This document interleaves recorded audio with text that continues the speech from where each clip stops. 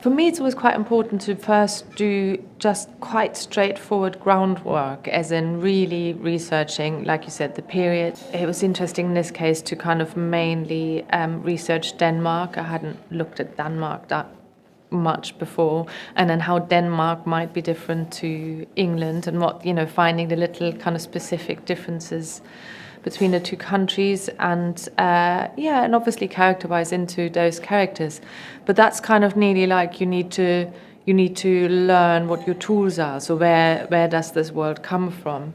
And then it can go somewhere completely different. So in this case, I was just, obviously it's set in an attic, and I got very interested in the architecture of attics and the structures, and how, what are the different methods of the wooden constructions that were used, and then sometimes that leads you somewhere into a kind of shape or a form, and so it kind of rolls on. I find it quite interesting research, because you start with one thing, and sometimes where you end up, you never thought you're going to get there. It's just you kind of, one thing leads to the next. The first thing when I have to put it together to show someone else is that I then really realize what are the specific things that interest me.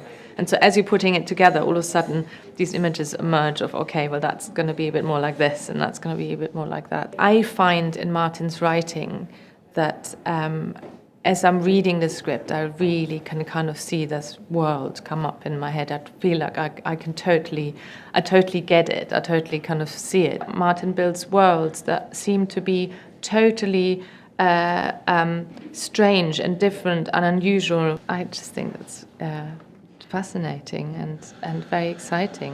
Why would you not venture somewhere where you have never been before?